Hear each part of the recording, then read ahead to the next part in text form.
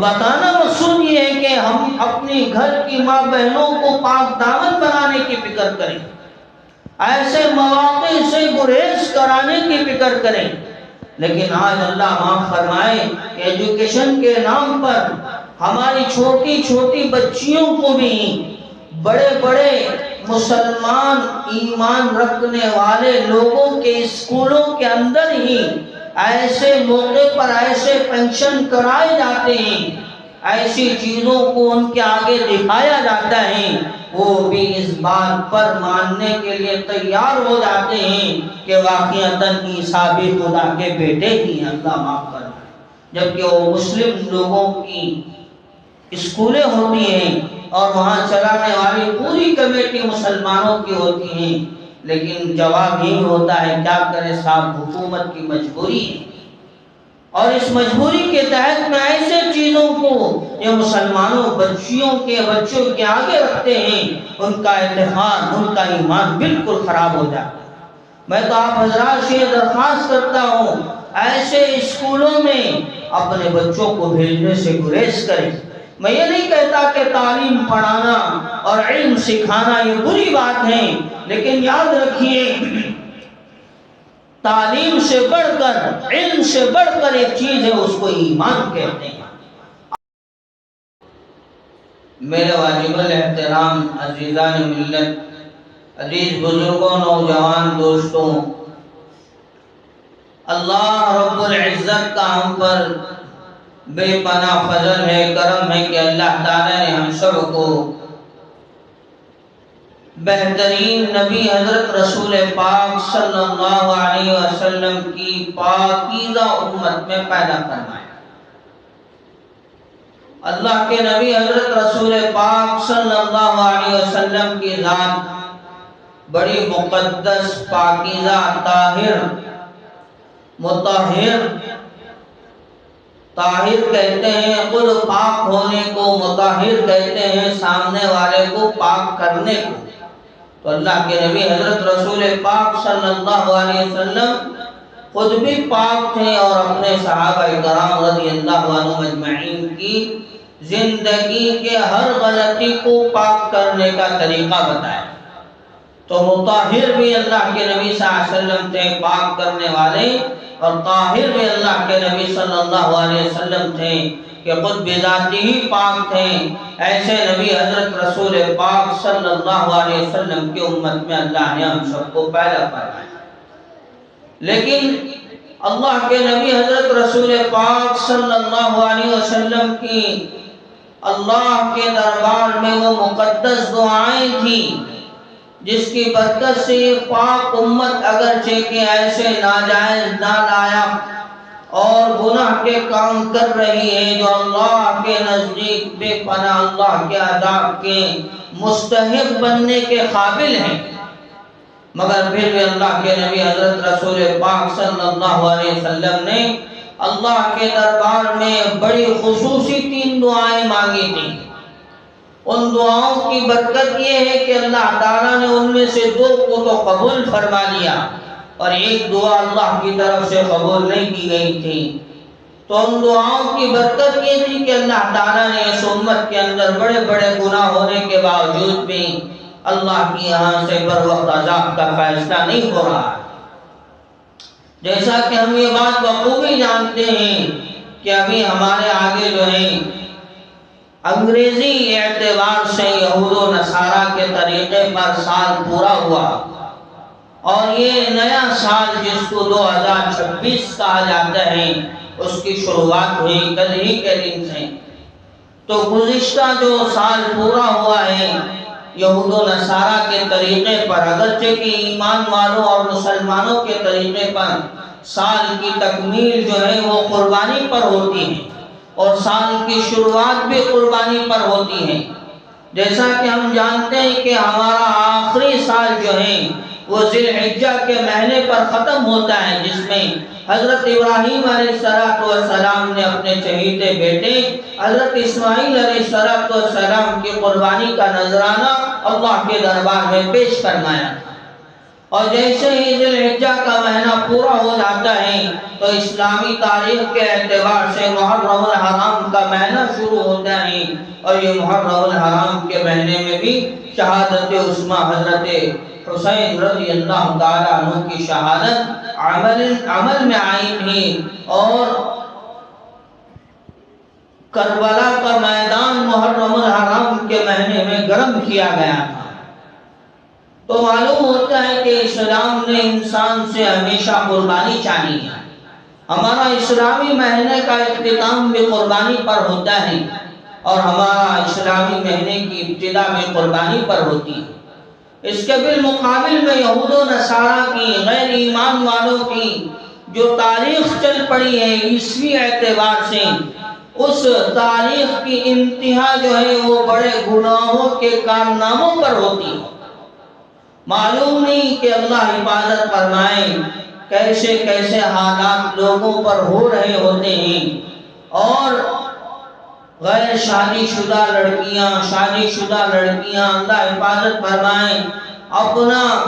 سال کا اختتام اور سال کو پورا کرنا کیسے کیسے مردوں کے بغل میں کر رہی ہوتی ہے۔ اور جیسے نیا سال شروع ہوتا ہے تو نیو ایئر کے نام سے اپنے بڑے لوگوں پر کتنے ظالمانہ جابرانہ تشدد کے الفاظ ہوتے ہیں، اور ان کے اوپر یہ ضروری لازم کر دیا جاتا ہے کہ سال کی ابتدا ہے، چاہے تم کھاؤ پیو جیو مرو، ہمیں پورا چیز کی ضرورت ہے، آپ کو پورا کرنا ہی پڑے گا۔ تو غیر ایمان والوں کی، یہود و نصارہ کی سال کی انتہا بھی بڑی عیاشی اور اللہ کو ناراض کرنے میں ہوتی ہیں، اور سال کی ابتدا بھی بڑے خواہشوں کو پورا کرنے میں ہوتی ہیں، اور جی چاہی منمانی سے وہ سال کی ابتدا کرتے ہیں۔ لیکن اللہ کے نبی حضرت رسول پاک صلی اللہ علیہ وسلم نے اس امت کی زندگیوں کو پاکیزہ بنایا ہے، سمجھایا کہ ہمارے اسلامی سال کی انتہا بھی، اختتام بھی قربانی پر ہو رہی ہے، کہ انسان ساری زندگی اپنے نفسانی خواہشات کی اللہ کے نام پہ قربانی دے، اور محرم الحرام کی ابتدا بھی وہ بھی قربانی پر ہو رہی ہے۔ اللہ کے نبی صلی اللہ علیہ وسلم نے یہ سمجھایا، جیسا حضرت حسین رضی اللہ عنہ نے اپنے نانا کے دین کو زندہ کرنے کے لیے، اللہ کے نام کو بلند کرنے کے لیے، اسلام کو امت تک پہنچانے کے لیے سب کچھ چیزوں کی قربانی دے دی، نہتے کر دیے گئے، یہاں تک کہ کربلا کے میدان کو ان کے خون سے سیراب کیا گیا، تو آپ کو بھی ایسے ہی اللہ کے نام کو بلند کرنے کے لیے، نبی کے طریقے کو زندگی میں زندہ کرنے کے لیے، اسلام کی بلندیت کو دوسروں تک پہنچانے کے لیے اپنی زندگی کی بھی قربانی پیش کرنی چاہیے۔ تو یہ اللہ کے نبی صلی اللہ علیہ وسلم نے ہمیں پاک کر کے ہماری زندگیاں پاک بنا کر پیش فرمایا۔ جیسا کہ میں گزشتہ نہیں اس سے پہلے والے جمعہ میں آپ حضرات کے آگے حضرت مریم علیہ السلام کا واقعہ ذکر کر رہا تھا، اور میں عرض کر رہا تھا کہ اللہ کی طرف سے ایک فرشتہ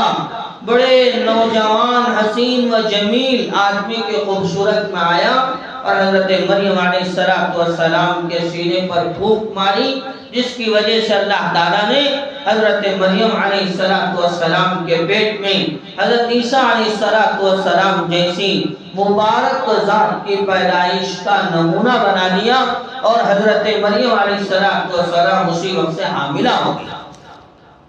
جو پاکیزہ عورت ہوتی ہے، پاک دامن عورت ہوتی ہے، جس کا پاکیزہ خاندان سے رشتہ ہوتا ہے، وہ کبھی اپنی زندگی میں پلو کو نیچے گرانا پسند نہیں کرتی، اپنی زیب و زینت کو لوگوں کے آگے نشاور کرنا پسند نہیں کرتی، اپنی حیا کو، اپنے کردار کو اپنے آپ میں ہمیشہ چھپائے رکھنا وہ اس کی زندگی کی عادت ہوتی ہے۔ یہ پاکیزہ عورتوں کی مثال ہے، ایسے کئی ہزار عورتیں دنیا کے اندر جو پاکیزہ تھیں، ان کی زندگیاں بڑی پاک باز تھی۔ خود حضرت فاطمہ الزہرا رضی اللہ تعالیٰ عنہ کے بارے میں آتا ہے، وہ ریتیلے زمین پر چلتی، اپنا برقع پیچھے سے چھاڑتی ہوئی جاتی۔ پوچھنے والے نے حضرت فاطمہ الزہرا رضی اللہ تعالیٰ عنہ سے پوچھا کہ برقع غلیظ ہو جاتا ہے تھوڑا اپنا برقع اوپر کر لوں. تو حضرت فاطمہ الزہرا رضی اللہ تعالیٰ عنہ کا بڑا نرالا جواب تھا. کہنے لگی کہ میرا برقع غلیظ ہو جائے میں اس کو دھلنا پسند کروں گی. اس ریتیلی زمین پر جو میرے قدموں کے نشان پڑتے ہیں ان نشانوں پر کوئی غیر محرم مرد کی نگاہ بھی پڑے یہ مجھے پسند نہیں. ایسی پاکیزہ مطہرہ پاک دامن عورتیں دنیا کے اندر تھیں. اللہ تعالیٰ نے ان کی مثال خود قرآن پاک کے اندر پیش فرمائی. حضرت امی عائشہ صدیقہ رضی اللہ تعالیٰ عنہ کے اوپر جب تہمت لگائی گئی سارا مدینہ اس کے بارے میں سوچنے لگا. اللہ نے اپنا پاک کلام اتار دیا مثال پیش کرنے کے لیے. سورہ نور جیسی سورت اتار دی. نور کے معنی آتے ہیں اور روشنی والی چیز کو اللہ تعالیٰ نے روشنی والی چیز پاکیزہ چیز کے نام پر حضرت امی عائشہ صدیقہ رضی اللہ تعالیٰ عنہ کی پاک دامنی پر اللہ نے قرآن کو اتار دیا. تو میں عرض کر رہا تھا حضرت مریم علیہ السلام اللہ کی طرف سے حاملہ ہو جاتی ہے. اب وہ خود میں اپنے آپ میں یوں محسوس کرنے لگتی ہے کہ اگر میں باہر جاؤں گی لوگوں کے درمیان اس کا تذکرہ آئے گا کہ بغیر شوہر کے حضرت مریم علیہ السلام جو ہے حاملہ ہو گئی ہیں تو لوگ میرے حق میں کیا کہیں گے. تو حضرت مریم علیہ السلام یہ کہنے لگی کاش کہ میرے ساتھ ایسا ہونے سے میں زندگی جینے سے بہتر ہے کہ میں مر جاتا. یہ پاک دامن عورت کی مثال ہے. وہ اپنی حیا کی عزت اتنی کرتی ہے کہ وہ اپنے جسم کی حفاظت میں جان دینا پسند کرے گی مگر جسم کو دوسروں کے آگے پیش کرنا پسند نہیں کرے گی. بناؤ سنگار کر کے زینت والی بنا کر اپنے آپ کو دوسرے مردوں کی نگاہوں کی ٹھنڈک نہیں بنائیں. یہ پاک دامن عورت کی زندگی کا مزاج ہوتا ہے. وہ یوں سوچ رہی تھی حضرت مریم علیہ السلام ایسا میرے ساتھ نہ ہوتا تو بڑا ہی اچھا ہوتا. جبکہ اللہ کی قدرت کا معاملہ تھا. اللہ نے ہر طرح سے انسان کو بتایا پیدا کر کے کہ جب آدم علیہ السلام کے پیدا کرنے کا وقت آیا اللہ نے بغیر باپ کے بغیر ماں کے پیدا کیا. دونوں بھی نہیں تھے. اللہ نے حضرت آدم علیہ السلام کو پیدا کیا اور حضرت حوا علیہ السلام کو پیدا کرنے کا وقت آیا اللہ نے بغیر ماں کے پیدا کر کے بتایا. حضرت آدم علیہ السلام کی بیوی حضرت حوا علیہ السلام کو اللہ اپنے قدرت کا مجسمہ بتا رہے ہیں. انسان تو یہ سوچتا ہے کہ ایک انسان کی تخلیق کے لیے ایک مرد ایک عورت کا ہونا ضروری ہے. ہم وہ قادر ہیں, ہم وہ مطلق ہیں, ہم وہ خالق ہیں پیدا کرنے والے جو بغیر ماں باپ کے بھی انسان کو جنم دے سکتے ہیں, بغیر باپ کے بھی انسان کو پیدا کر سکتے ہیں, بغیر ماں کے بھی انسان کو پیدا کر سکتے ہیں. تو اللہ نے بغیر ماں کے حضرت حوا علیہ السلام کو پیدا فرمایا. اب باریکی سمجھانے کی بغیر باپ کے کسی کو پیدا کیا جائے تو اللہ نے اپنی قدرت بتانے کے لیے حضرت عیسیٰ علیہ السلام کو بغیر باپ کے پیدا فرما کر بتایا. یہ اللہ کی قدرت کا مظہر ہے. اللہ کہتے ہیں کن فیکون, جو ہماری طرف سے کن کا معاملہ ہوتا ہے ہمارا خیال بھی نہیں ہوتا اللہ کا وہ قدرت والا نمونہ انسانیت کے آگے ظاہر ہو جاتا ہے. تو اللہ نے تینوں طرح سے پیدا فرما کے بتایا. اب چوتھی باری تھی ماں باپ کے ذریعے سے پیدا کرنا. اللہ مسبب الاسباب بھی ہیں, سبب کو سامنے رکھ کر پیدا فرماتے ہیں. تو اللہ نے یہ چیز کو بھی ظاہر کیا, چاروں طرح کی قدرت کا مظہر فرمایا. بغیر ماں باپ کے حضرت آدم علیہ السلام کو پیدا فرمایا, بغیر ماں کے حضرت حوا علیہ السلام کو پیدا فرمایا, بغیر باپ کے حضرت عیسیٰ علیہ السلام کو پیدا فرمایا. اب اللہ سمجھانے کے لیے ماں باپ کے ذریعے سے بھی پیدائش فرما کر بتاتے ہیں کہ ہم کبھی سبب کو آگے رکھ کر نہیں انسانیت کے درمیان میں اپنے قدرت کو دکھاتے ہیں. تو حضرت عیسیٰ علیہ السلام کا حضرت مریم علیہ السلام کے پیٹ میں آ جانا یہ اللہ کی قدرت تھی. لیکن وہ پاک دامن عورت تھی حضرت مریم علیہ السلام جو ایک نبی کی بیٹی تھی. تو ان کی پاک دامنی کا اپنے اندر سے جوش یہ کہنے لگا اب میں جاؤں گی باہر لوگ میرے اوپر عائب لگائیں گے, اور یہ کہیں گے کہ بغیر مرد کے یہ عورت حاملہ ہو گئی ہے۔ یہود و نصارہ کے درمیان جو ہے طرح طرح کی باتیں ہونے لگیں گی، یہاں تک کہ وہ آج کو بھی نعوذ باللہ یہ عقیدہ رکھتے ہیں کہ اللہ تعالیٰ شوہر ہیں، حضرت مریم علیہ السلام ان کی بیوی ہیں، حضرت عیسیٰ علیہ السلام اللہ کے بیٹے ہیں۔ نعوذ باللہ یہ عقیدہ بالکل غلط ہے۔ اللہ تعالیٰ خود کلام الہی میں اس بات کی وضاحت کرتے ہوئے کہتے ہیں وَقَالَتِ الْيَهُودُ عُزَيْرٌ ابْنُ اللَّهِ وَقَالَتِ النَّصَارَى الْمَسِيحُ ابْنُ اللَّهِ۔ نصارہ کہتے ہیں کہ حضرت عیسیٰ مسیح علیہ السلام جو ہیں وہ اللہ کے بیٹے ہیں، جبکہ یہ عقیدہ بالکل غلط ہے۔ اس کے ماننے والے جو ہیں وہ نصرانی کہلائے جاتے ہیں، جبکہ اللہ تعالیٰ خود کہتے ہیں میری وہ ذات ہیں قل هو اللہ احد اللہ الصمد لم یلد ولم یولد ولم یکن له کفوا احد۔ نہ میرے سے کوئی پیدا ہوا ہے، نہ میں کسی سے پیدا ہوا ہوں، نہ میری ماں ہے نہ میرا بچہ ہے، میں تو ورا والا خالق و مالک اکیلا یکتا وحدہ لا شریک ہوں۔ قل هو اللہ احد، اے نبی جی کہہ دیجئے عرب کے لوگوں نے یہ چیلنج کیا تھا کہ قرآن بھی عربی میں اتاری جانے والی چیز ہے، اس کے اندر وہ کیا خوبی ہیں جو آپ ہمارے آگے بتا رہے ہیں، ہم بھی اس سے بہترین قرآن بتا کے آپ کو بتائیں گے۔ تو اللہ نے ان کے چیلنج کو توڑنے کے لیے کہہ دیا اس جیسی ایک آیت بنا کے بتاؤ قل هو اللہ احد اللہ الصمد لم یلد ولم یولد ولم یکن له کفوا احد، جس کی شان عظمت کو اللہ نے خود اپنی وحدانیت کو، اپنی اکیلے پن کو، اپنی ربوبیت کو اس صورت کے اندر بیان کرنا ہے۔ تو آج اللہ معاف فرمائے، جیسے ہی 12ویں مہینے کی 25 تاریخ ہو جاتی ہیں، 25 تاریخ سے لے کر 31 تاریخ تک ایسے ایسے مسائل دنیا کے اندر اور خصوصاً ہندوستان میں عروج پذیر ہو جاتے ہیں۔ اگر اللہ کے نبی حضرت رسول پاک صلی اللہ علیہ وسلم کی وہ دعائیں نہ ہوتی تو معلوم ہے اس امت کا آج کیا حال ہوگا۔ اللہ کے نبی صلی اللہ علیہ وسلم نے اللہ سے دعا مانگی تھی یا اللہ کوئی وبائی بیماری، کوئی عذاب میرے امت پر ایک وقت میں ایسا نازل نہ فرمانا جس کی وجہ سے میری ساری امت ہلاک و برباد ہو جائے۔ یا اللہ کے نبی صلی اللہ علیہ وسلم کی دعا اللہ کے دربار میں قبول کر لی گئی، اور اللہ کے نبی صلی اللہ علیہ وسلم نے اللہ کے دربار میں دوسری دعا مانگی تھی یا اللہ میری امت پر ایک وقت میں کوئی ایسے ظالم بادشاہ، جابر متکبر آدمی کو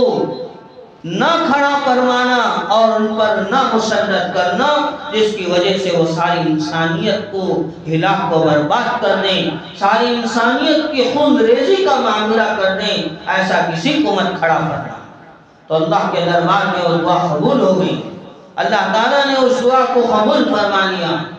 پھر اللہ کے نبی صلی اللہ علیہ وسلم نے ایک تیسری دعا مانگی تھی جو اللہ کی طرف سے رد کر دی گئی۔ اللہ کے نبی نے اللہ سے یہ بھی دعا مانگی تھی یا اللہ میری امت کے اخلاق کو اتنا پاکیزہ بنا دیں، اتنا پاکیزہ بنا دیں ان کے درمیان آپس میں لڑائی جھگڑا نہ ہو، یہ آپسی مسائل سے کبھی بھی نہ لڑیں، ان کے درمیان میں آپسی خون ریزی کا معاملہ نہ ہو۔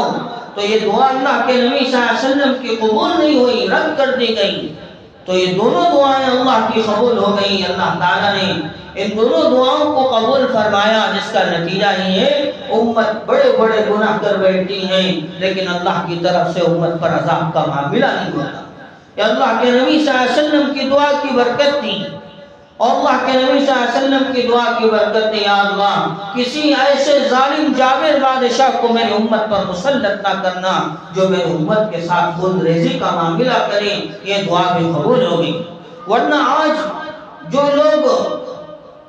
عہدیدار بن کر کرسیوں پر کھڑے کیے گئے ہیں ان کے دلوں میں اسلام کے خاطر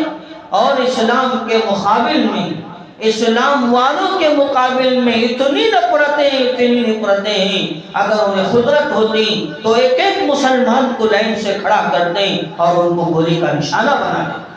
لیکن آج کیوں ایسا نہیں ہو رہا ہے؟ اتنی طاقت، ان کی ہمت اس پر قابض کیوں نہیں ہو رہی ہیں، یہ اتنے بلند کیوں نہیں ہو رہے ہیں؟ حقیقت میں میرے اور آپ کے آقا حضرت رسول پاک صلی اللہ علیہ وسلم کی دعا کی برکت ہے، اللہ نے جسے قبول فرمایا تھا، جس کی وجہ سے آج مسلمانوں کا رعب ان غیر ایمان والے عہدیداروں پہ ایسا لگا ہوا ہے،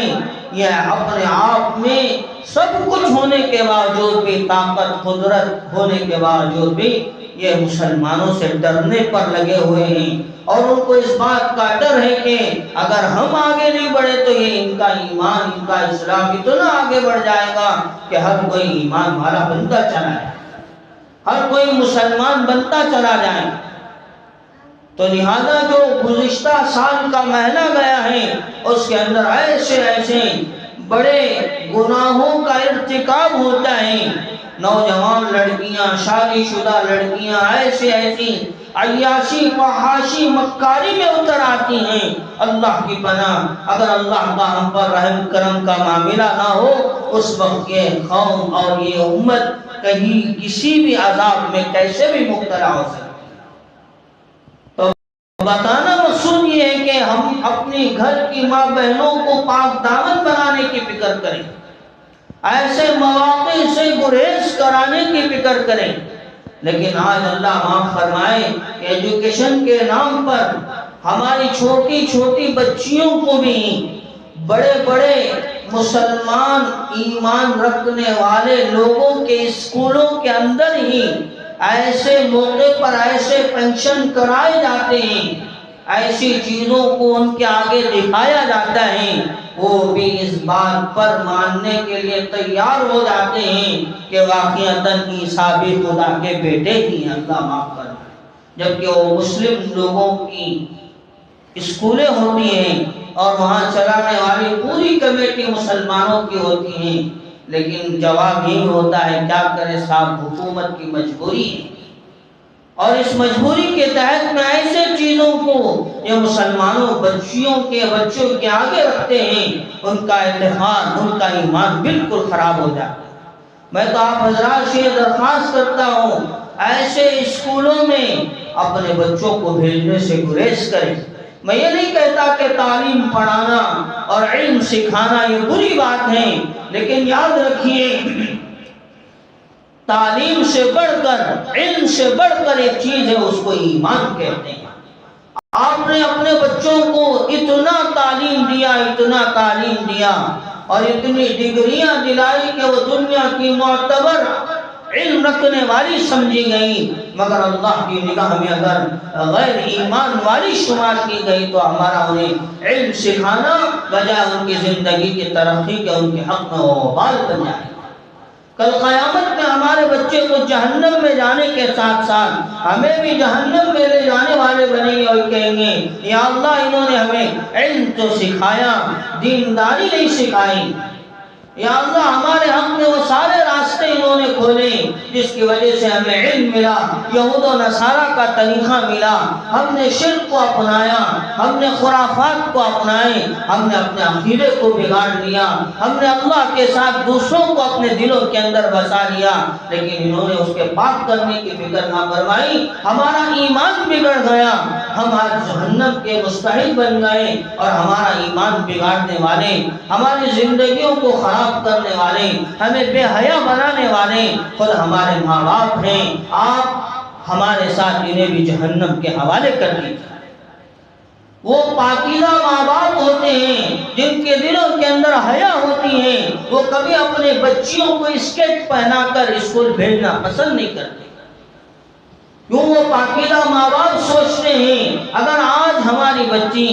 اس طرح اپنے زیب و زینت کو دکھا کر جائے گی، کل ایک وقت وہ آئے گا فیشن کے نام پہ اللہ کے نبی حضرت رسول پاک صلی اللہ علیہ وسلم نے جو حدیث ارشاد فرمائی ہے وہ حدیث صادق آئیں گے، لوگ اس پر عمل کریں گے۔ قیامت کے قریب جو ہیں عورتیں کپڑے تو پہنے گی مگر وہ کپڑے اتنی تنگ ہوگی اور ٹائٹ ہوگی کہ کپڑے پہننے کے باوجود بھی وہ ننگی معلوم ہونے لگی۔ یہ اللہ کے نبی صلی اللہ علیہ وسلم کی حدیث ہے۔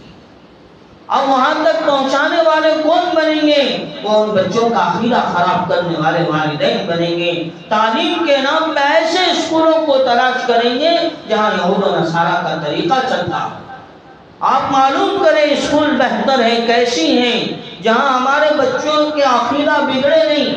علم تو مل جاتا ہے کسی بھی حال میں. اگر بچی معمولی بھی اسکول میں پڑھنے والی ہے جہاں عقیدے کی خرابی نہیں ہوتی ہے مگر اس کے دل میں اگر پڑھنے کا شوق ہوتا ہے وہ آگے بڑھ کے ہی رہتی ہے. اگر کسی کے دل میں پڑھنے کا شوق نہیں ہوتا ہے ایسی اسکول میں بھی آپ داخلہ دلا دو جہاں کی فیس 1 لاکھ کے اوپر ہے، وہاں بھی اگر آپ داخلہ دلائیں گے تب بھی آپ کا بچہ آپ کی بچی پڑھنے سے باز ہی رہے گی. تو اس کے لیے ضروری ہے کہ یہ سوچتے ہوئے اپنے بچوں کی تعلیم کی فکر کریں کہ ان کا عقیدہ ایمان نہ بگڑے.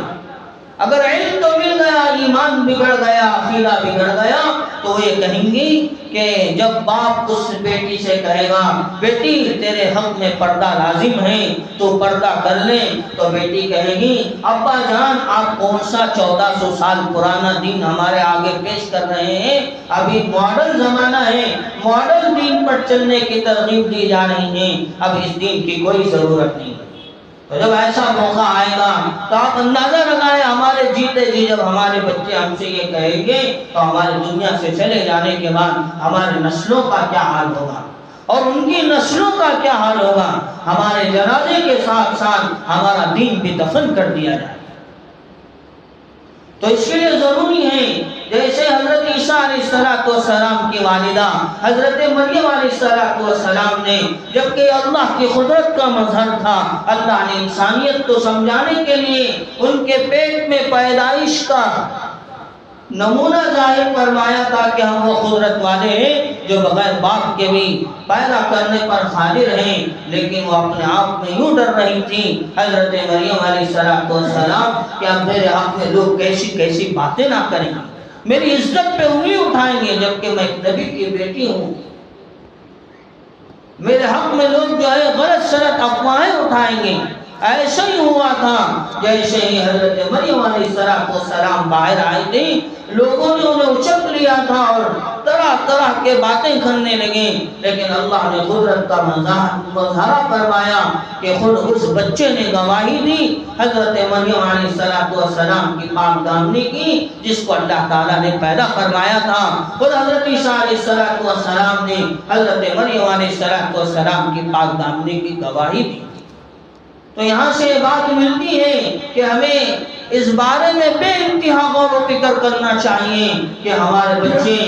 ہمیشہ زندگی میں بااخلاق مہذب دیندار بن کے زندگی گزاریں اور ہماری بچیاں ہمیشہ پاک دامن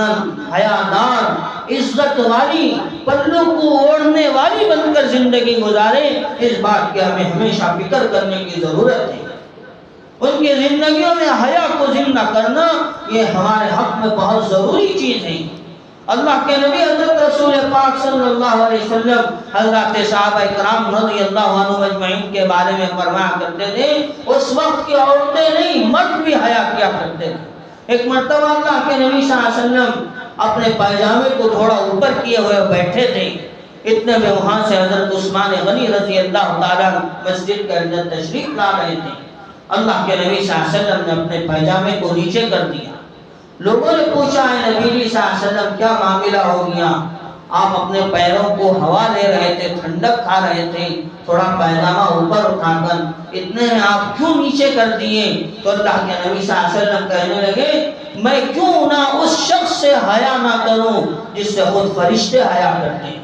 اور حضرت عثمان غنی رضی اللہ تعالیٰ عنہ کی ذات تھی جو اتنی زیادہ حیا کرتی تھی کہ خود اللہ کے نبی صلی اللہ علیہ وسلم نے ان کے آنے سے اپنے پائجامے کو نیچے چھوڑ دیا اور ان کے حیا کا خیال رکھا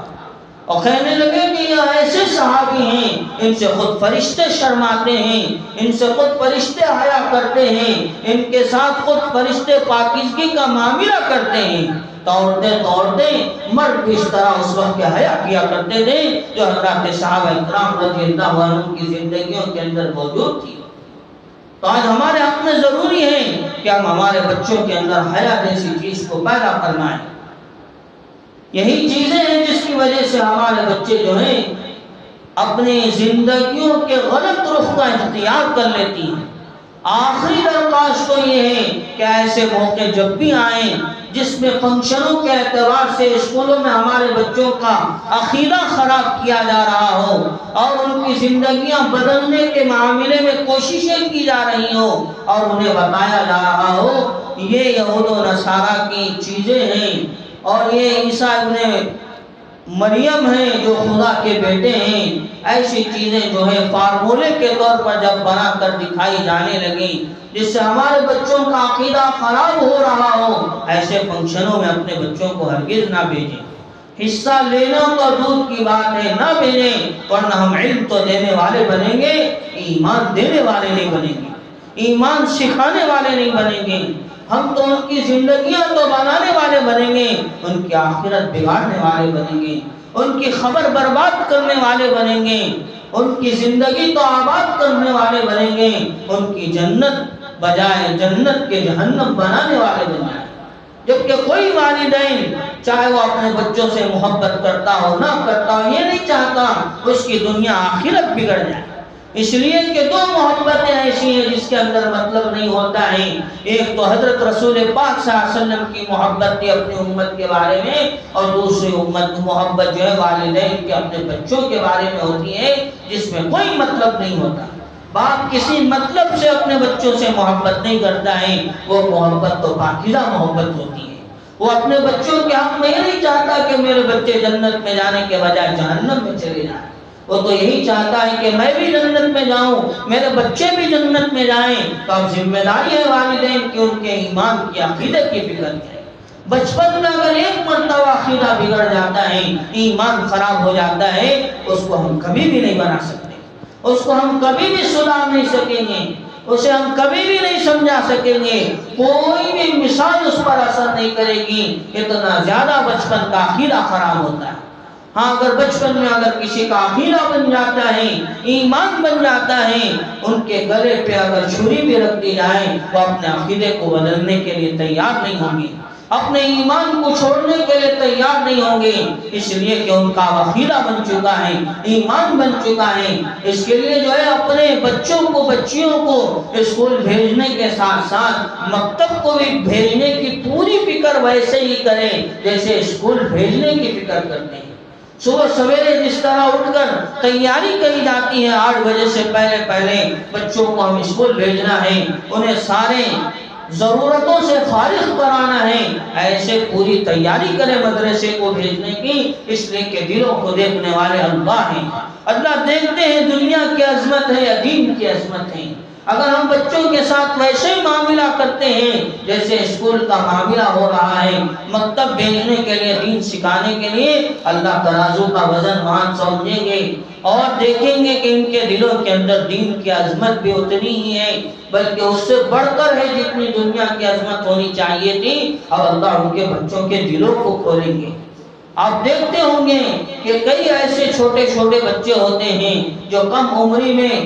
قرآن پاک دیکھ کر پڑھنا سیکھ چکے ہوتے ہیں، ان کے مقابل میں کئی ایسے بچے ہوتے ہیں جو بڑی بڑی عمر کے قریب ہو جاتے ہیں لیکن انہیں قرآن دیکھ کر پڑھنا بھی نہیں آتا ہے۔ یہ کیا ہے؟ بس دلوں کی عظمت کی بات ہے۔ اللہ ان کے والدین کے دلوں کو دیکھتے ہیں، ان کے والدین کے دلوں میں جتنی عظمت ہوتی ہے اللہ ان کے بچوں کے دلوں کو اتنا کھول دیتے ہیں، جس کی برکت سے وہ بچے بچپن ہی میں قرآن پڑھنے والے، عقیدے کو بنانے والے، غلط سلط چیزوں کو اپنی آنکھوں کے آگے دیکھ کر انکار کرنے والے بن جاتے ہیں، اس میں وہ ملوث نہیں ہوتے ہیں۔ یہاں تک کہ کئی واقعات، کئی کارگزاریاں ایسی ہیں کہ والدین کو روکنے والے ان کے بچے تھے، والدین کو سمجھانے والے ان کے بچے تھے۔ ایک جگہ کا یہ واقعہ ملتا ہے کہ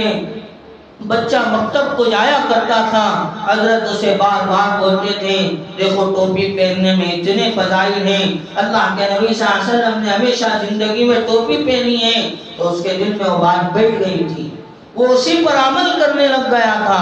تو جیسے ہی گھر آتا وہ ٹوپی اٹھاتا ابا کے ہاتھ میں رکھ دیتا، بولتا نہیں تھا ابا پہنیے بولتا، بلکہ ہاتھ میں رکھ دیتا۔ ابا بس بچہ ہے، وہ تو بڑے نہیں ہے، بچہ چھوٹا ہے، ایک مرتبہ اٹھا کے بازو رکھ دیا، پھر ایسے ہی مکتب سے آیا، دوسری مرتبہ رکھ دیا، دوسری مرتبہ بھی بازو رکھ دیا، تیسری مرتبہ رکھا، تیسری مرتبہ بھی رکھ دیا، پھر چوتھی مرتبہ رکھا تو خود باپ کو شرم آنے لگی کہ ایک بچہ مجھے دعوت دے رہا ہے میرے ہاتھ میں ٹوپی رکھ کر کہ بابا جان آپ ہمیشہ ٹوپی کی پابندی کیجئے۔ اب خود باپ کو شرم آنے لگی، اب باپ خود ٹوپی پہننے کا عادی بن گیا۔ اب باپ کے دل میں بات آئی کہ میں ٹوپی پہن تو رہا ہوں، اب لوگوں کے درمیان چلوں گا، اٹھوں گا، بیٹھوں گا، ٹوپی پہن کر اگر نماز نہیں پڑھوں گا لوگ کیا کہیں گے؟ ٹوپی پہننے والا تو بن گیا، نمازی نہیں بن۔ تو جب اس کے دل میں یہ بات آئی کہ ٹوپی پہننے کے ساتھ مجھے نمازی بھی بننا ہے تو نماز کا عادی بن گیا، اور جیسے ہی نماز کا عادی بنا اب اس کے دل میں یہ خیال آیا کہ مجھے لوگ تو یہ کہیں گے کہ نمازی تو بن گئے ہیں، چہرے پہ سنت چھوڑنے کے عادی نہیں بنے۔ تو اب اس کا دل اس بات پر بھی مائل ہو گیا کہ مجھے نمازی بننے کے ساتھ ساتھ نبی کی سنت کو زندہ کرنے والا بھی بننا چاہیے، تو وہ چہرے پہ اللہ کے نبی کی سنت رکھنے والا بننا۔ تو کہا جاتا ہے زیادہ سال نہیں گزرے تھے، چند ہی دنوں میں جب اس کی زندگی بدل گئی، ٹوپی پہننے والا بن گیا، نمازی بن گیا، چہرے پہ سنت رکھنے والا بن گیا، اللہ کی طرف سے موت کا فیصلہ ہو گیا۔ وہ اپنی زندگی کو اجل کے حوالے کرتے ہوئے اللہ کو راضی کرنے والا، نبی کو راضی کرنے والا، چہرے پہ سنت رکھنے والا، سر پہ ٹوپی رکھنے والا، اپنے پیشانی کو زمین پر رگڑ کر اللہ کو راضی کر کر سجدہ کرنے والا بن کر دنیا سے جانے والا۔ بس کیا تھا؟ بچے کی صرف ایک عادت تھی، وہ گھر میں جاتا ٹوپی اٹھا کے باپ کے ہاتھ میں رکھتا۔ اس عمل نے اس باپ کی زندگی کو بدل دیا۔ تو لہذا اپنے بچوں کی تربیت کریں۔ اگر بچے بن جاتے ہیں تو والدین کا بننا تو طے ہے، اگر والدین بنتے ہیں تو بچوں کا بھی بننا طے ہے۔ تو ایسے مواقع جہاں اسکولوں میں اپنے بچوں کے ایمان کو خراب کرنے کی بات آئے اور اپنے بچوں کے عقیدے کو بگاڑنے کی بات آئے تو ضرورت ہے اس بات کی کہ اپنے بچوں کو ایسے مواقع سے، ایسے فنکشنوں سے بچانے کی پوری فکر کریں۔ یہ نہ کہیں کہ میرا بچہ جائے گا اس بارے میں اسے تحقیق ہوگی، اس بارے میں اس تحقیق ہوگی تو ضرور، لیکن ہم خود معلوم کریں کہ کس بات کی وہاں تحقیق کرائی جا رہی ہے۔ کیا اللہ کے ساتھ کسی اور کو دل میں اتارنے کی تحقیق ہو رہی ہے، یا اس کے بارے میں بتایا جا رہا ہے، ان کے ایمان کو خراب کرنے کے بارے میں بتایا جا رہا ہے، یا ان کی زندگیوں کو بگاڑنے کے بارے میں بتایا جا رہا ہے، اس بارے میں معلوم کریں۔ پھر اپنے بچوں کو بھیجنے کی فکر کریں اور اپنے بچوں کو دیندار بنائیں، دین سکھائیں، پاک دامن بنائیں، ورنہ جب ایسے مواقع آئیں گے بچے خود ضد کریں گے اور کہیں گے ہمیں وہ کرنا ہی کرنا ہے، ہمیں اس میں مبتلا ہونا ہی ہونا ہے۔ اس وقت ان کے کرنے پر ابھارنے والے، انہیں کرنے والا بنانے والے اور کوئی نہیں ہوں گے والدین کے علاوہ، اس کے ذمہ دار خود والدین ہوں گے۔ تو اللہ تعالیٰ نے حضرت مریم علیہ السلام کی پاکی کو تو قدرت سے ظاہر کر دیا، اس کی مثال قرآن میں بتا دی۔ تو آج ہمیں اپنے بچوں کو، اپنے ماؤں کو، اپنے بہنوں کو اس بات کا پابند بنانا چاہیے کہ وہ بھی حیا والی بنے، حیادار بنے۔ جبکہ نبی حضرت رسول پاک صلی اللہ علیہ وسلم کی اس امت کو آخری بہت ساری نصیحتیں تھیں، جبکہ اللہ کے نبی صلی اللہ علیہ وسلم بڑی شدت سے بیمار ہو چکے تھے۔ وہ نبی جس کا مرتبہ کیا بیان کیا جا سکتا ہے، جیسا کہ ہم جانتے ہیں رجب کا مہینہ چل رہا ہے، اس مہینے میں اللہ کے نبی صلی اللہ علیہ وسلم کی عظمت کو بلند کرنے کے لیے، ان کو اعزاز بخشنے کے لیے اللہ تعالیٰ نے کسی نبی کو وہ عزت، وہ بلندی، وہ مرتبہ، وہ فرمائش اور وہ رتبہ نہیں بخشا، جو مرتبہ، جو بلندی، جو عزت اللہ کے نبی حضرت رسول پاک صلی اللہ علیہ وسلم کو مرحمت فرمائی گئی۔ سارے نبیوں کا امام بنا کر ان کی اقتداء میں سارے نبیوں کی امامت کا تاج میرے اور آپ کے آقا حضرت رسول پاک صلی اللہ علیہ وسلم کو پہنایا گیا۔ اللہ نے ساتواں آسمان کی سیر کرائی، جنت دکھائی، دوزخ دکھائی، خود اپنے عرش کے بغل میں اللہ کے نبی حضرت رسول پاک صلی اللہ علیہ وسلم کو بلایا گیا۔ قرآن کہتا ہے والنجم اذا ہوا ما ضل صاحبكم وما غوا وما ينطق عن الهوى ان هو الا وحی یوحى علمه شدید القوى کہ اللہ کے نبی حضرت رسول پاک صلی اللہ علیہ وسلم کو اللہ نے وہ اعزاز وہ مرتبہ عطا فرمایا جیسا آدمی تیر چلانے والا اپنے تیر اور کمان کو دونوں کو جیسے ملاتا ہے ایسے اللہ کی اور حبیب علیہ السلام کی ملاقات ہوئی۔ اللہ نے اتنی عزت میں اور آپ کے آقا حضرت رسول پاک صلی اللہ علیہ وسلم کو مرحمت فرمائی تھی۔ ایسے نبی حضرت رسول پاک صلی اللہ علیہ وسلم نے اپنی امت کی ہر وقت فکر فرمائی تھی، یہاں تک کہ مرض الوفات کا وقت تھا، دنیا سے جانے لگے تھے، صحابہ سمجھ گئے تھے اب ہمارے نبی ہمارے سے جدا ہونے والے ہیں۔ ہر کوئی صحابی آتا، کوئی بغل میں بیٹھ جاتا، کوئی پیروں پر بیٹھ جاتا، کوئی سرانے بیٹھ جاتا، ہر کوئی اس بارے میں پریشان تھا کہ کہیں ہمارے نبی اس بخار کی شدت کی وجہ سے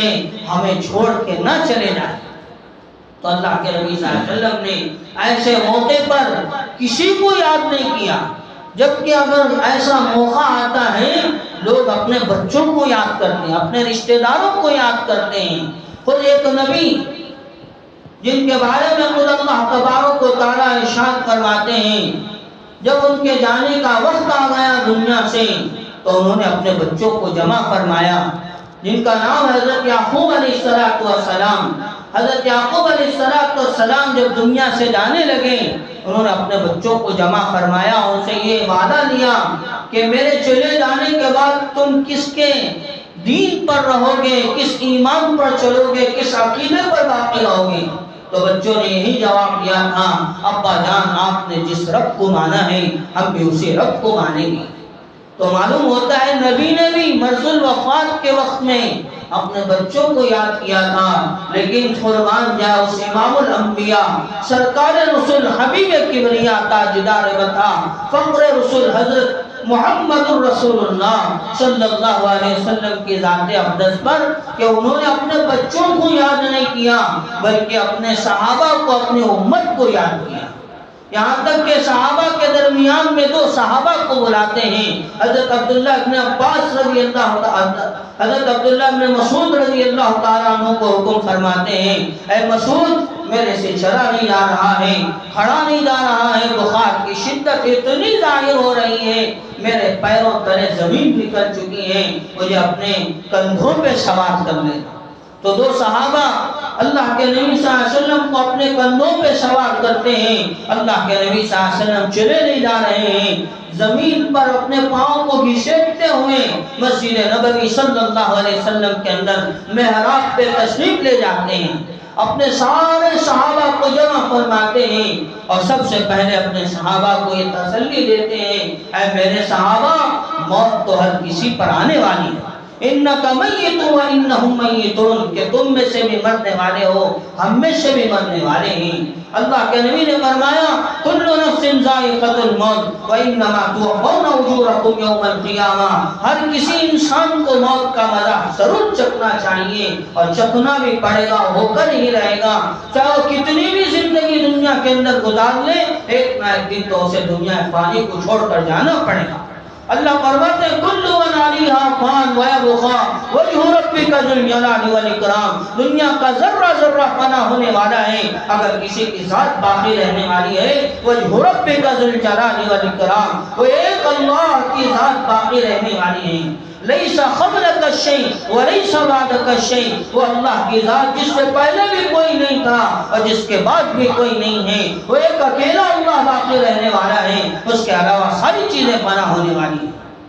تو اس کے بارے میں اللہ کے نبی صلی اللہ علیہ وسلم نے بتایا اپنے صحابہ کو یوں کہا اے میرے صحابہ میرے اوپر بھی موت آنے والی ہے، میں چند دن کا مہمان ہوں، تمہارے درمیان سے میں رخصت ہونے والا ہوں،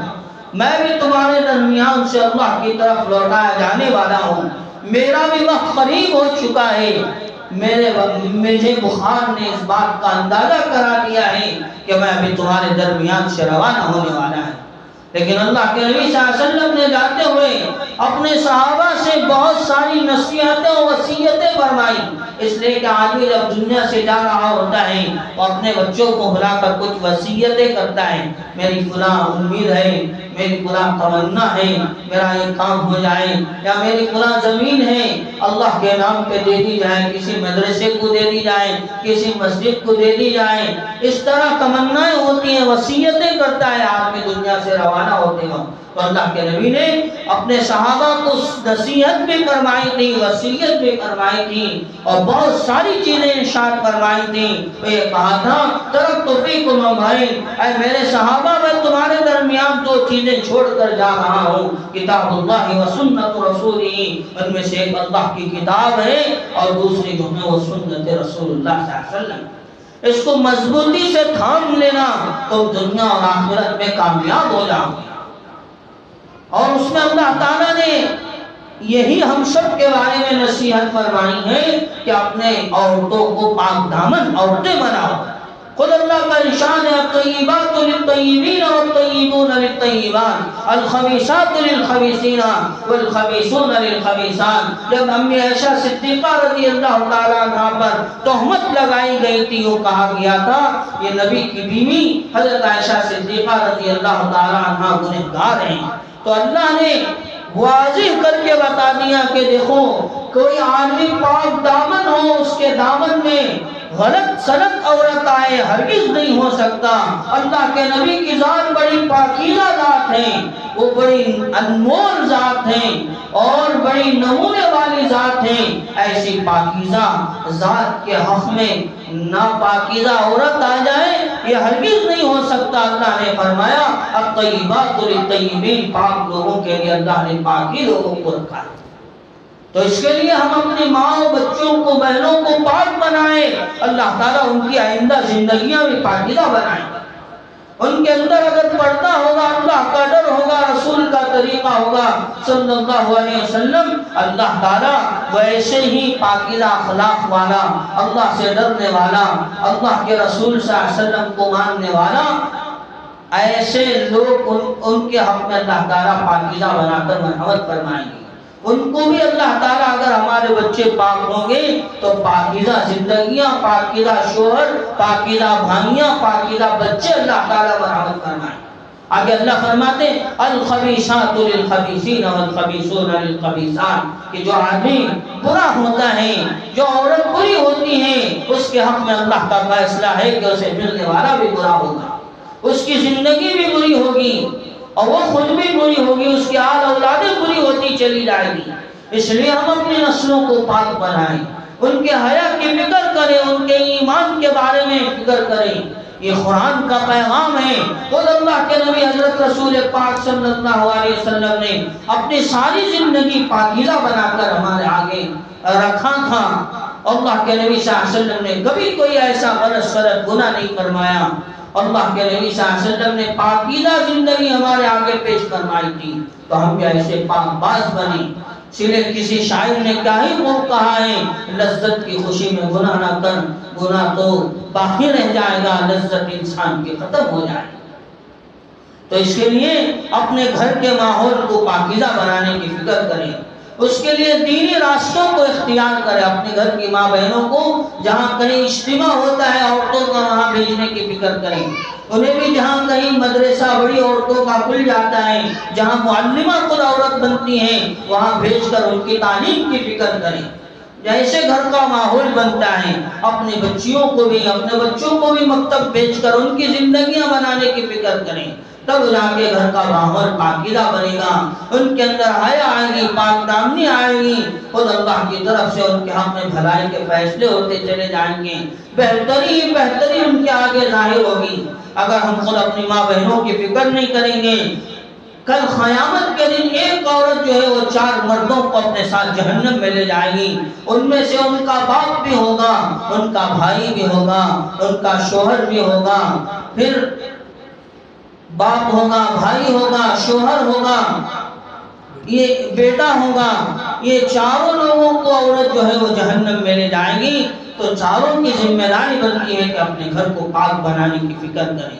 ان کے گھر کا پورا خیال کرنے کی فکر کریں، ان کی پاکیزگی کا ماحول بنائیں، تو اس لیے ضروری ہے، یہ وقت ایسا ہے کہ سال ختم ہونے پر معلوم ہوتا ہے ایسی چیزیں دنیا کے اندر عروج میں آتی ہیں، اب ایسی چیزوں سے اپنے آپ کو بھی بچائیں، اپنے گھر والوں کو بھی بچائیں، پاکیزہ بنائیں۔ اور اللہ کے نبی حضرت رسول پاک صلی اللہ علیہ وسلم نے ایسے آخری موقع پر امت پر یہ نصیحت فرمائی تھی، الصلاۃ وما ملکت ایمانکم، اے لوگوں اللہ نے مجھے اتنی عظمت سے بلندی پر بلایا، معراج کا سفر کرایا، مجھے ایک عظیم چیز دی، عظمت کی بلندی پر وہ عظیم چیز نماز مت فرمائی۔ اس لیے زندگی میں نماز کو زندہ کرو،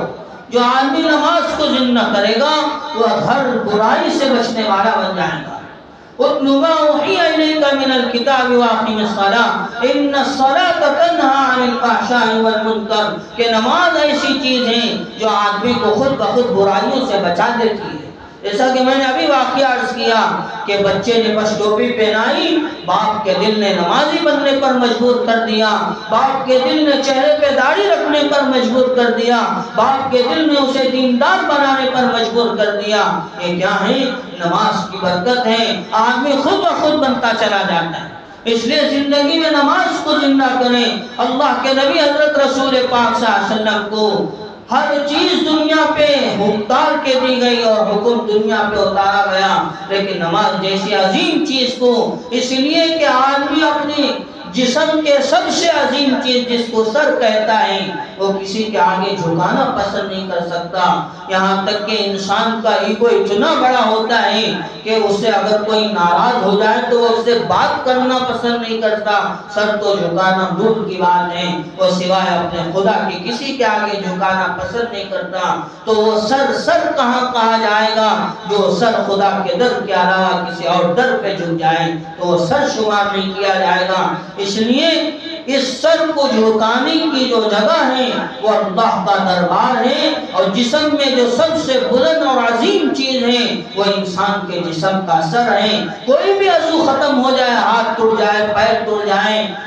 آنکھ ٹوٹ جائے، ناک کٹ جائے، کان کٹ جائے، آدمی زندہ رہ سکتا ہے، لیکن سر نکال دیا جائے گردن سے تو آدمی ہرگز نہیں جی سکتا۔ تو اتنی عظیم چیز کو جھکانے کے لیے اس کے دربار میں اللہ نے عظمت سے اللہ کے نبی کو معراج پر بلا کر ایک عظمت والی چیز نماز مرحمت فرمائی، تاکہ میرے بندوں کے آگے اس نماز کی حقیقت، اس نماز کی عظمت کم نہ ہو جائے اور میرے بندے نماز کو ہلکا نہ سمجھیں، اسے معمولی سمجھ کر نہ چھوڑ دیں۔ اس لیے اللہ نے اتنی عظیم چیز کو عظمت کے ساتھ آسمانوں پر بلا کر اپنے خلیق پہ بٹھا کر اللہ کے نبی صلی اللہ علیہ وسلم کو اللہ نے نماز مرحمت فرمائی۔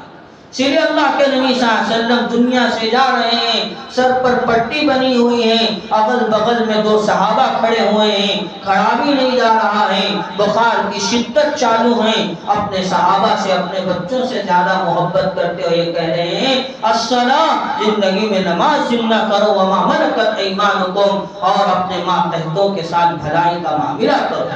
ماتحت کہتے ہیں اپنے انڈر میں کام کرنے والے کو، اس کے ساتھ آسانی کا معاملہ کریں، بھلائی کا معاملہ کریں، اور اس کے ساتھ خوبی کا تکلم کریں، ان کے ساتھ نہ حق تلفی کبھی نہ کریں، ان کا حق پورا پورا ادا کریں۔ اللہ کے نبی حضرت رسول پاک صلی اللہ علیہ وسلم نے ارشاد فرمایا مزدور کی مزدوری اس کا پسینہ سوکھنے سے پہلے ادا کرنا چاہیے، تو اس کا پورا پورا خیال رکھیں۔ اگر ہمارے انڈر میں کوئی کام کر رہا ہے تو اس کی مزدوری کا بھی پورا خیال رکھیں۔ ایک تاریخ دینا طے ہے، ہم جو ہے 30 تاریخ پر دینے والے بنے، وہ خوش ہوگا، دل سے دعائیں دے گا۔ ایسا نہ کریں کہ یہ 1 تاریخ کو دینا ہے اور دوسرے تیسرے مہینے کی 1 تاریخ پر دے رہا ہے۔ ایک چٹکلا سناتا ہوں، ایک مرتبہ جو ہے ایک آدمی ریلوے اسٹیشن میں کھڑا ہوا تھا۔ پہلے جو ہے ریل گاڑیاں جو ہے بہت دیر سے آتی تھیں، آج تو تقریباً وقت پر آ رہی ہیں تقریباً، ورنہ دور ایسا تھا کہ بہت دیر سے ریل گاڑیاں آ رہی تھیں۔ تو ایک آدمی کھڑا ہوا تھا، وقت تھا 2 بجے کا گاڑی آنے کا، لیکن ہو ایسا رہا ہے کہ 1:30 بجے ہی گاڑی آ رہی ہے جو 2 بجے آنے والی ہے۔ تو آدمی بڑا خوش ہو گیا، کہنے لگا کہ بھائی یہ ہمیشہ جو ہے 2 بجے کی گاڑی 5 بجے آتی ہے، آج کیا ہو گیا، بجائے 2 بجے کی گاڑی 1:30 بجے آ رہی ہے، تو بازو والے نے کہا کہ صاحب آپ پریشان نہ ہو، یہ تو کل کی گاڑی آج آ رہی ہے، تو ایسا نہ ہو کہ آج 1 تاریخ پر تنخواہ دینا ہے، مزدور کی مزدوری ادا کرنا ہے، 2-3 مہینے کے بعد 1 تاریخ پر ہم دے رہے ہیں اور یہ کہہ رہے ہیں کہ بھائی ہم تو 1 ہی تاریخ پر آپ کی تنخواہ دے رہے ہیں۔ ایسا معاملہ نہ ہو، مزدور کی مزدوری اس کے پسینہ سوکھنے سے پہلے دے دی جائے، 1 تاریخ کا طے ہے 30 تاریخ کو دی جائے، اللہ ہماری کمائی میں برکت دیں گے، ان کی ضرورتیں پوری ہوں گی، ان کے آل اولاد کے دلوں سے دعائیں نکلیں گی، اللہ ہمارے گھروں کو آباد کریں گے۔ ورنہ تاریخ ہو جائیں گی، تاریخ پہ تاریخ ہو جائیں گی، کام کرنے والا گھر جائے گا، بیوی پوچھے گی کیا جی آج میں درما دیے نہیں، کیا بیوارسی کی انہیں دیتا نہیں کبھی بھی ایسے نہیں، تو یہ دعا نہیں ہوگی بلکہ بددعا ہوگی، اس کا اثر جو ہے معمولی نہیں ہوگا، یہ دل کی کیفیت سے ظاہر ہونے والی ہوگی، جس کا اثر جو ہے اللہ کو عرش کو ہلانے والا ہوگا، اللہ وہیں سے ہمارے کاروبار کی برکتوں کے ختم ہونے کے فیصلے کرے۔ تو اللہ کے نبی صلی اللہ علیہ وسلم نے نصیحت فرمائی امت کو وما ملکت ایمانکم، اپنے مزدوروں کا خیال رکھو، ہمیشہ اپنے ماتحتوں کے ساتھ بھلائی کا معاملہ کرو، ان کے ساتھ برائی کا معاملہ نہ کرو۔ اللہ نے آپ کو عہدیدار بنایا ہے، ٹھیکیدار بنایا ہے، دکاندار بنایا ہے، بڑے کار آمد آدمی بنایا ہے، آپ کے ماتحت میں کسی کی روزی چل رہی ہے، آپ اس کا خیال رکھیے، ورنہ فوق کل ذی علم علیم، ہمارے اوپر بھی ایک اوپر والا خدا بیٹھا ہوا ہے جس کی وجہ سے ہماری روزی چل رہی ہے، اگر ہم دوسرے کی روزی پر غور و فکر نہیں کریں گے تو اللہ کے یہاں سے ہمارے حق میں آسمانوں سے ہماری روزی کے دروازے نہیں کھولے جائیں گے۔ وَمَا مَلَكَتْ أَيْمَانُكُمْ، اللہ کے نبی صلی اللہ علیہ وسلم نے ماتحتوں کے ساتھ نرم مزاج، اچھے انداز سے بات کرنا، ان کے معاملات میں تھوڑا برابر آسانی کا معاملہ کرنا، اس طرح اللہ کے نبی نے سمجھایا ہے۔ کچھ غلط سلط ہو جائے، آگے پیچھے ہو جائیں، آقا کہنے والے، سردار کہنے والے، دکاندار کہنے والے، عہدیدار ہونے والے برداشت کر لے، وہ بھی انسان ہے، فرشتہ تو نہیں ہے، اللہ نے اسے بغیر خواہش کے تو نہیں پیدا فرمایا ہے۔ وَمَا مَلَكَتْ أَيْمَانُكُمْ، اللہ کے نبی نے نماز کو زندہ کرنے کا، ماتحتوں کی دعاؤں کو لینے کا اللہ تعالیٰ نے، اللہ کے نبی نے حکم دیا ہے۔ اگر ہم اس کے ساتھ چھوٹی موٹی بات پر گستاخی کا معاملہ کریں گے، بھڑک جائیں گے اور غصے کے ساتھ اس کے ساتھ غلط سلط الفاظ استعمال کریں گے، بتاؤ زندگی میں کبھی ہمارے حق میں دعا نہیں کریں گے، ہمیشہ اس کی بددعائیں ہمارے ساتھ ہوں گی، اور ایسی بددعائیں وہ دے گا اللہ معاف فرمائے۔ اللہ کے نبی حضرت رسول پاک صلی اللہ علیہ وسلم نے ارشاد فرمایا لوگوں کو تکلیف دینے سے بچو ورنہ ہمارا آخری وقت کا بہت نازک معاملہ ہو جائے، کلمہ نکلنا مشکل ہو جائے،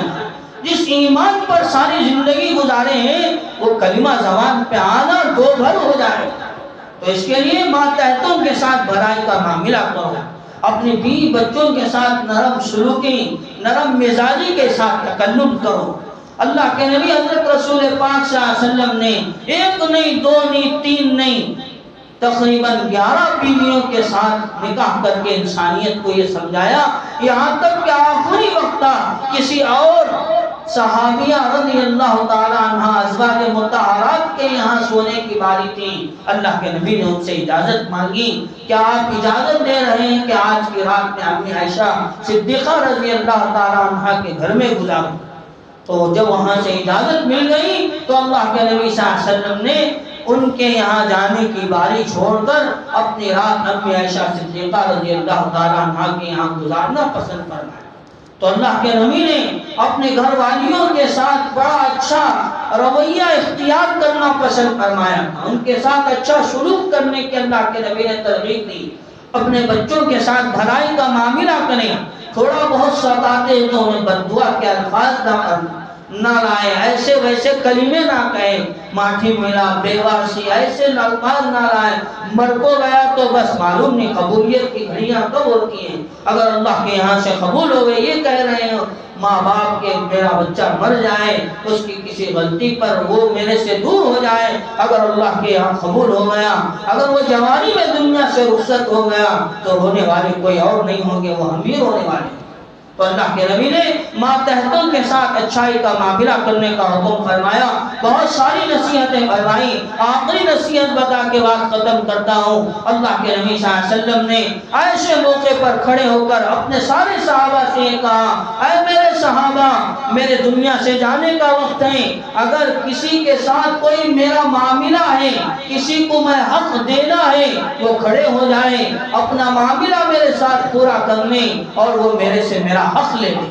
اس کا پورا حق میں ادا کر کے دنیا سے جانا چاہتا ہوں، اس لیے کہ دنیا کے اندر حق ادا کرنا دوسرے کا آسان ہے، اس کے مقابل میں آخرت میں حق ادا کرنا بڑا مشکل ہے۔ میں اللہ کے یہاں کسی کا حق لے کر شرمندہ بن کے نہیں جانا چاہتا۔ وہ نبی جس کی شفاعت پر اللہ خود تیار ہو جائیں گے اور اللہ اپنی طرف سے اللہ کی نبی کی شفاعت پر فیصلہ کرنے کا کام شروع کر دیں گے، ایسا نبی کسی کا حق لے کر اللہ کے یہاں ذلیل بن کر بے عزت بن کے جانا پسند نہیں کرتا ہے۔ آپ ایسا کیجئے، سارے مجمع میں کسی پر میرا حق ہو وہ کھڑے ہو جائیں، میں اس کا حق ادا کرنے کے لیے تیار ہوں۔ یہ اللہ کے نبی کی دنیا سے جانے سے پہلے کی نصیحت تھی۔ تو ایک صحابی کھڑے ہوئے کہنے لگے، اے نبی صلی اللہ علیہ وسلم، 2 درہم کا میرا آپ کے اوپر حق ہے۔ ایک مرتبہ کوئی جماعت آئی ہوئی تھی آپ کے پاس دینے کے لیے، اس جماعت کو کچھ نہیں تھا، آپ نے اعلان فرمایا تھا کوئی ہے اس جماعت کو کچھ دے دیں، کل کے دن انشاءاللہ میں ان کا حق ادا کروں گا۔ تو میں کھڑا ہوا تھا، اس جماعت کو میں نے اپنی طرف سے 2 درہم دیے تھے، اب میرے حق میں وہ 2 درہم باقی ہیں۔ تو اللہ کے نبی نے اپنے صحابہ سے پوچھا، بتاؤ اب بھی میرے پاس کچھ بھی نہیں ہے، میں نے سب کچھ اپنی امت کے لیے لٹا دیا ہے، لیکن امت نے اپنے نبی کو بھلا دیا ہے، اب بھی میرے پاس کچھ نہیں ہے، کوئی یہ صحابی کا حق ادا کرنے والا کھڑے ہو جائے۔ تو ایک صحابی رضی اللہ عنہ کھڑے ہوئے اور کہنے لگے، اے نبی صلی اللہ علیہ وسلم، میں ان کا حق ادا کروں گا۔ تو جب وہ اپنے ذمے میں لے لیتے ہیں تو اللہ کے نبی کہنے لگتا ہے، میرے صحابہ، اب میں عزت دار بن کے اللہ کے پاس جا رہا ہوں۔ تو ضروری ہے، ہماری ذمہ داری ہے، ہم کسی کا حق اپنے سر پر نہ رکھیں۔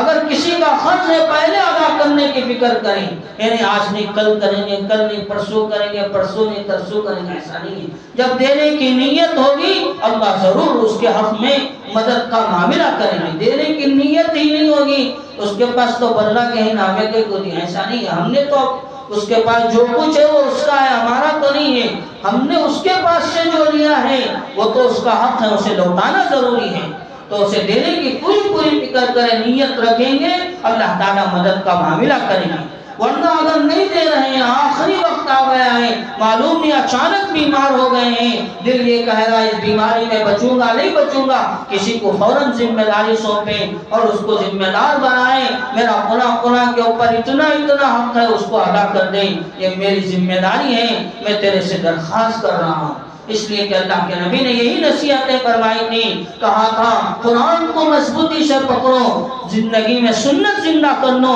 تمہاری زندگیاں بدل جائیں گی، برکت والی ہو جائیں گی۔ زندگی میں نماز کو زندہ کر لو، تم اللہ کو راضی کرنے والے بن جاؤ گے، اور ماتحتوں کے ساتھ نرمی کا معاملہ کر لو، تم جو ہے مخلوق کی دعائیں لینے والے بن جاؤ گے، اور برکت والی زندگی تمہاری بن جاؤ گی، اور تم مخلوق کا حق ادا کر دو، تم ہمارے پاس پاکیزہ بن کر آؤ گے، ہم تمہیں معاف فرما کر جنت میں داخل کرنے والے ہو جائیں گے۔ تو اس کے لیے ضروری ہے اللہ کے نبی صلی اللہ علیہ وسلم کی نصیحتوں کو سوچتے ہوئے اپنے گھر کے ماحول کو پاکیزہ بنانے کی اور ان نصیحتوں کو زندگی میں زندہ کرنے کی فکر فرمائیں۔